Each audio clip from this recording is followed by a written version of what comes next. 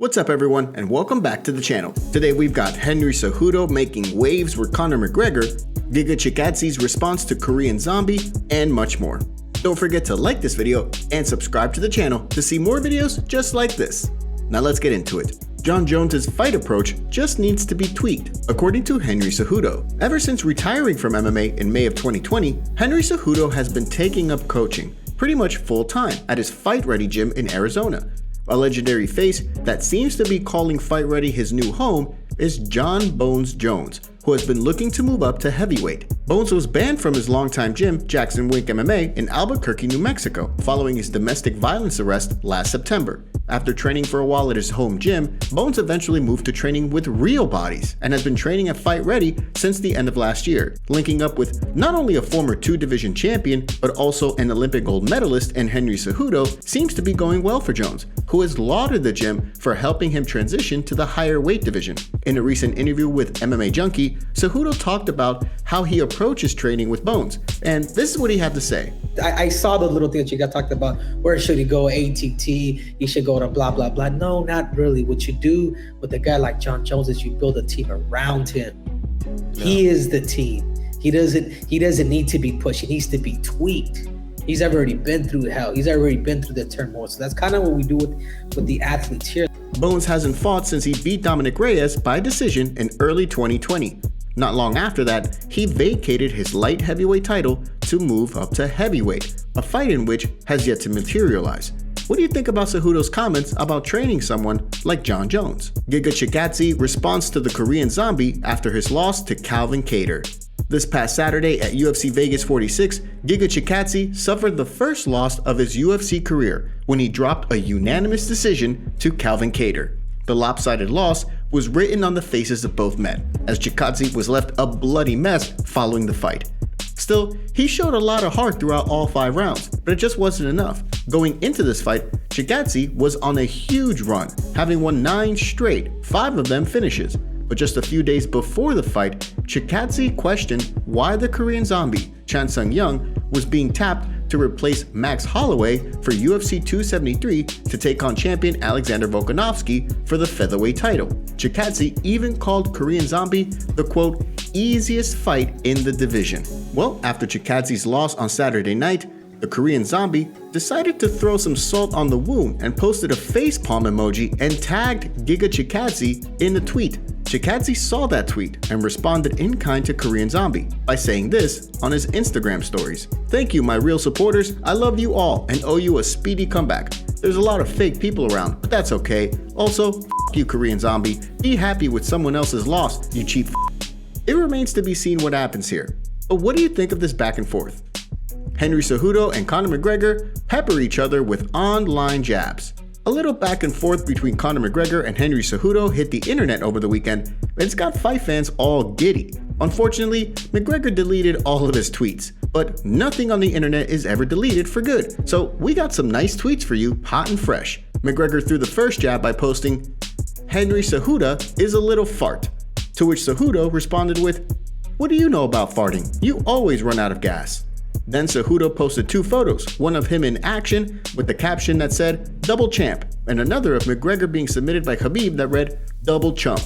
Then, out of nowhere, longtime McGregor nemesis Ali Abdelaziz, the manager, got involved, making sure he threw some shade the Irishman's way online with a tweet that read, "At Conor, it's not even qualified to shine your shoes, he have a chicken heart." Then Cejudo responded to Ali in agreement by tweeting this, "He wouldn't even finish shining my size 5.5 shoe because he would gas out." To which McGregor then responded with, "Roses are red, lemon is tart. Henry Cejudo is only a little fart." Then Cejudo had one last response from McGregor. "I have nothing but respect for you. Hopefully when I see you, we can shake hands and you can do a line off my head." This whole thing was pretty unexpected and happened so fast, McGregor didn't even have enough time to throw a dolly, but he deleted all his tweets. But it's funny, since in the past, Cejudo lauded and fanboyed out over McGregor, having called him one of the greats, and now he's trash-talking his hero?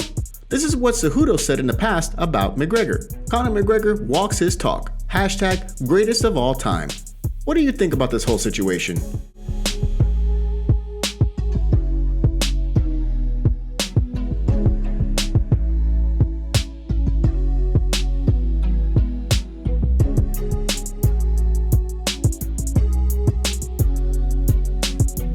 Don't forget to take a second to hit that like button and subscribe to the channel to stay up to date on the latest fight news. Brandon Moreno looking forward to fight in front of Hispanic and Mexican fans at UFC 270. It's going to be a special night for flyweight champion Brandon Moreno when he takes to the octagon at UFC 270 in Southern California on January 22nd. Anaheim, California is home to so many Hispanics, specifically from Mexico, and census data shows that LA County is 48% Hispanic, while it's 34% in neighboring Orange County. The Honda Center will no doubt be rocking for Moreno, who will put his title on the line against former champion Deiveson Figueiredo. This is why Moreno feels that it's basically going to be a hometown fight for him when he steps into the cage on Saturday night on account of him being the first Mexican-born UFC champion. I know a lot of guys from Tijuana who's going to the Honda Center for my fight to support me that night. And I'm excited, man. I'm excited to feel that good vibe that night. I feel it in Arizona when I won the title. Moreno lives in Tijuana, just along the US border near San Diego. And while he believes that the fans will show up for him, they'll definitely be rooting against Figueiredo. This is the third fight between the two. The first took place in December 2020 and ended in a majority draw.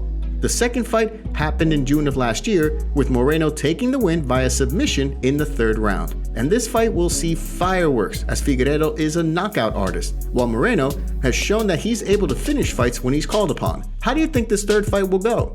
And who you got in this fight? Katlyn Chookagian is officially a free agent. Despite her unanimous decision win over Jennifer Maia on Saturday night, her third straight victory, Katlyn Chookagian is officially a free agent. During the post-fight press conference for UFC Vegas 46, Chookagian let it be known that not only was she on her last fight of her current UFC contract, but that the promotion decided to allow her to fight it out before entering into negotiations. This is what she had to say after the bout. So when they offered this fight, I was like, oh, I'm up for renegotiation for a new contract. And they were like, oh, no, we want you to fight this fight out. So that doesn't necessarily mean they're going to cut me, but it's usually not good news. So I don't know. But hopefully with this performance, I think, I would like to think that they want to keep me. I want to stay here. So hopefully I prove that tonight.